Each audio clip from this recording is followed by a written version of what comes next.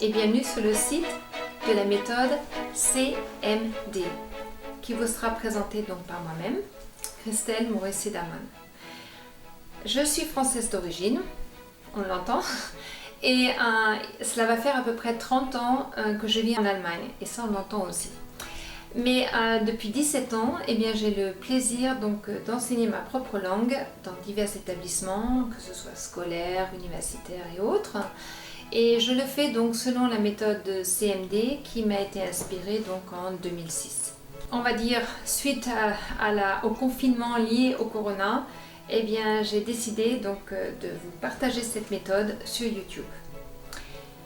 Alors, qui peut bénéficier de cette méthode ? Eh bien, je dirais pratiquement tout le monde. D'une part, les parents français qui vivent à l'étranger et qui souhaitent soutenir leurs enfants donc, dans l'apprentissage du français, ce qui n'est pas toujours facile. Et d'autre part, eh bien, tous les enseignants du FLE, soit en France, soit à l'étranger, dans le primaire, le secondaire ou même dans les cours du soir pour les adultes. Voilà. Alors, de par son aspect très ludique, répétitif selon le principe, on va dire, de la spirale, eh bien, cette méthode se révèle être un atout énorme dans l'enseignement du FLE, surtout dans les groupes très hétérogènes, que ce soit de par l'âge ou de par les niveaux. Le programme de la méthode, eh bien, il est très simple. Il consiste en 4 phases, pas plus ni moins. La première, eh bien donc, c'est la classe inversée. Alors, qu'est-ce que ça veut dire ? Eh bien, c'est tout simple.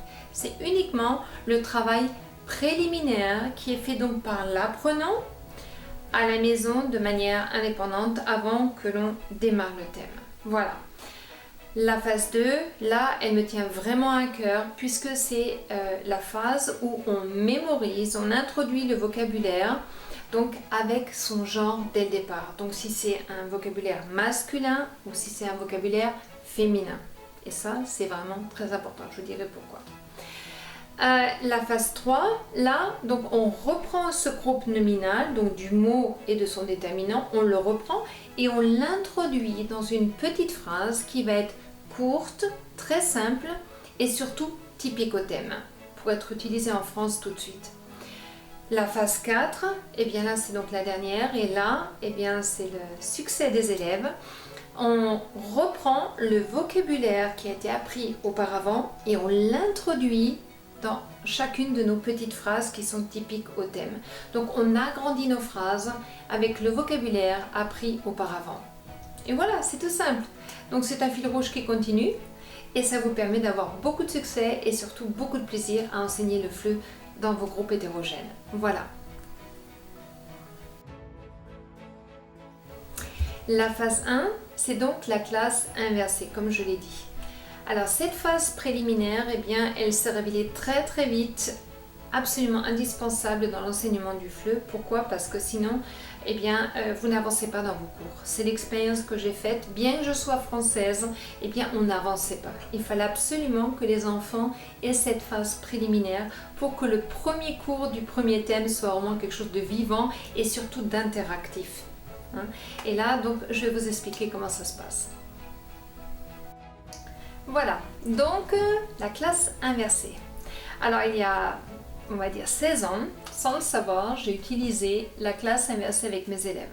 J'avais beau être française, je me rendais compte que les enfants, même si je leur introduisais le vocabulaire en classe, s'il n'y avait pas eu un pré-travail auparavant, eh bien d'abord cette introduction était ennuyeuse et ensuite les enfants ne retenaient pas. Alors, qu'est-ce que la classe inversée ? Eh bien tout simplement, on va prendre l'image d'une commode, d'accord ? Donc vous voyez cette commode, elle a 4 tiroirs et on voit le mot qui est en haut, d'accord ? Ce mot va devoir rentrer simultanément dans les 4 parties du cerveau qui sont représentées, donc les yeux, la main, la motorique, l'ouïe et le parler. C'est pas le goûter, mais le parler. Et cette étape-là doit être faite par l'apprenant auparavant, avant l'introduction du vocabulaire en classe, et ça doit être fait de manière autonome, individuelle, personnelle, et on va dire dans le jeu. Voilà. Donc, comment ça se passe ? Alors, eh bien, tout simplement, l'apprenant va utiliser ses yeux pour photographier l'image et le mot en association. Donc les deux en même temps, c'est-à-dire l'écriture du mot. Sans connaître l'alphabet, ce n'est pas nécessaire, mais il doit voir l'écriture et l'image en même temps pour les associer. Voilà, donc ça c'est la première étape. La deuxième étape qui va se faire simultanément, c'est donc la main. Alors là, c'est important qu'il y ait quelque chose de motorique qui se fasse. Et donc l'apprenant va soit colorier l'image pour les plus jeunes, soit écrire le mot pour les plus âgés. En troisième phase, toujours simultanée, eh bien l'apprenant écoute, enfin dans l'occurrence je veux dire un CD que je mets à disposition, il écoute le vocabulaire qui est prononcé par moi, qui lui permet d'entendre la bonne prononciation du mot qu'il est en train de colorier ou de reconnaître. Pour terminer, eh bien, nous avons la bouche, c'est-à-dire qu'il va répéter le mot juste après l'avoir entendu. C'est à vous de voir ce que vous avez comme sens de mémorisation.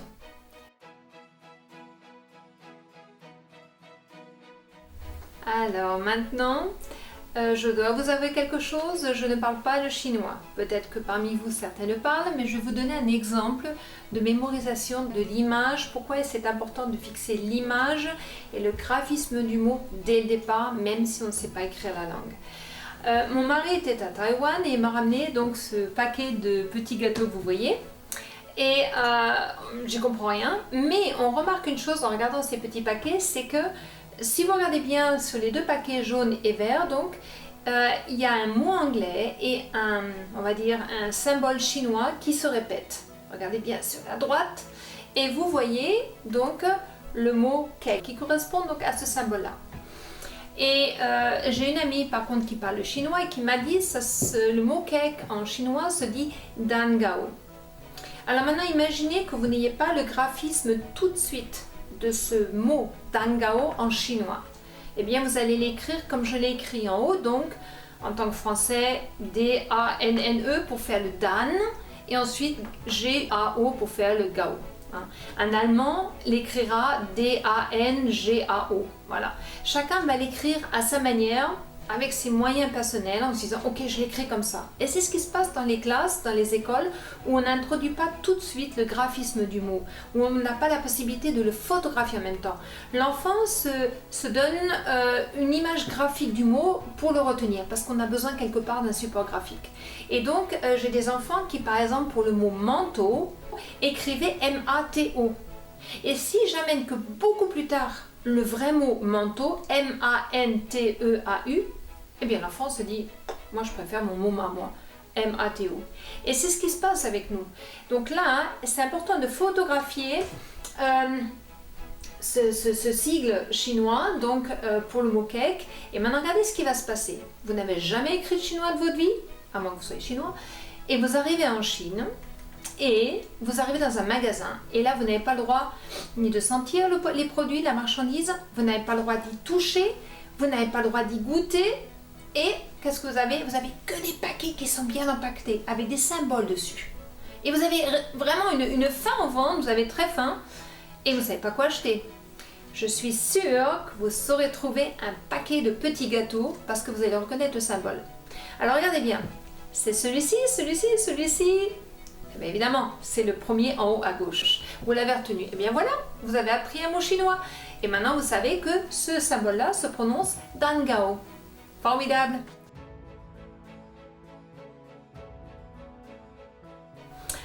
Maintenant, nous allons donc passer à la phase 2. Donc, c'est l'introduction du vocabulaire. Alors là, je me suis basée en fait sur les couleurs.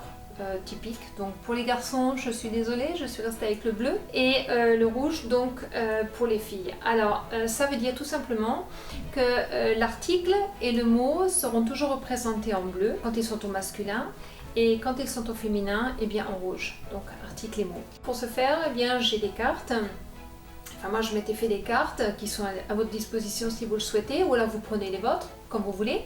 Et ces cartes, eh bien, il y a les petites, donc qui sont en bas, qui sont en format A7. Vous voyez sur le côté des toutes petites à gauche, donc où il y a la robe, il y a un trait rouge qui est là. Et qui dit donc, ok, ce dessin-là, c'est un dessin qui est une fille, qui est féminin. Et pour les cartes qui sont masculines, eh bien, il y a le petit trait sur le côté qui est bleu. Voilà, tout simplement. Et les articles, les déterminants sont donc écrits en rouge pour les filles et en bleu pour les garçons. Alors vous allez me dire, mais les derniers là-bas, c'est quoi? Eh bien, c'est le pluriel. Par exemple, là, les vêtements de sport, eh bien, c'est dans la couleur donc jaune-orangé, on va dire. Et pour les cartes neutres comme les couleurs ou les chiffres, eh bien là, on n'a pas d'article, on n'a pas de déterminant, donc ça reste sans le petit trait de couleur sur le côté. Voilà. Vous allez me demander, mais qu'est-ce que c'est que la couleur qui est autour de la carte? Eh bien, tout simplement, elle se réfère au thème auquel elle appartient. Le thème des vêtements, dans mes cartes, eh bien, il est vert. Donc, le tour des cartes est vert. Ça n'a rien à voir avec le genre féminin ou masculin.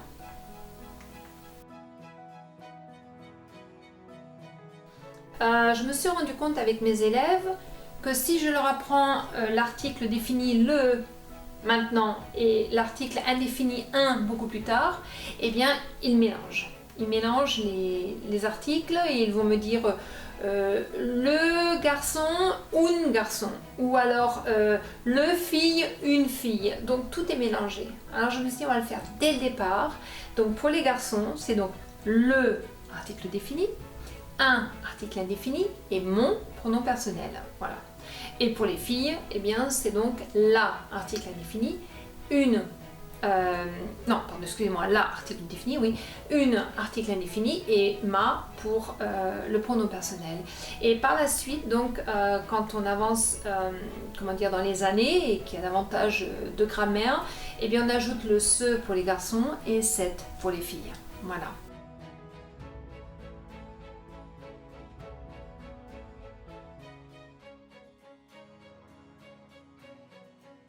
Maintenant, j'aimerais vous parler du groupe nominal.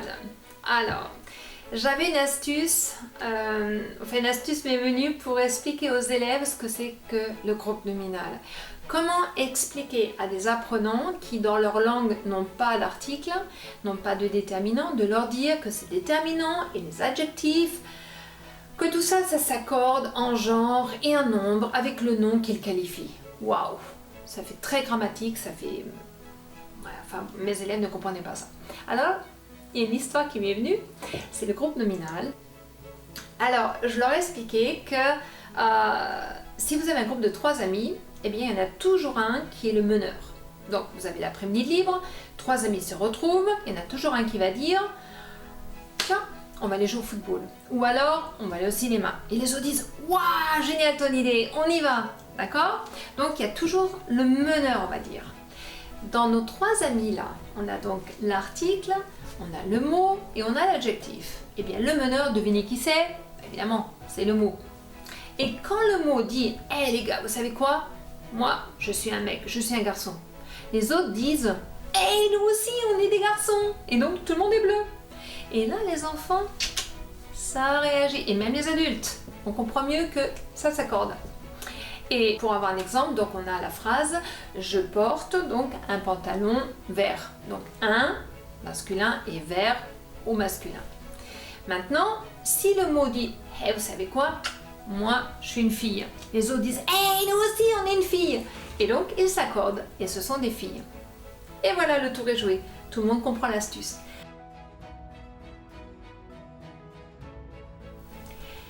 J'aimerais bien vous apporter une petite astuce de mémorisation par rapport à la couleur dans le groupe nominal. Alors, je me suis rendu compte, donc en tant que française, qu'un groupe nominal composé de 4 amis, eh bien, se comportait différemment d'un groupe nominal composé d'uniquement 3 amis. Alors, voilà l'explication. Imaginez-vous qu'en tant que française, eh bien, il a fallu que je commence à enseigner ma propre langue pour me rendre compte qu'il y avait avec vert clair et vert foncé quelques différences. Alors, je vous explique comment ça fonctionne. Nous avons donc expliqué aux enfants que nous avions les 3 amis, d'accord? Donc l'article, le nom et l'adjectif, ou la couleur on va dire, parce que là ça concerne la couleur.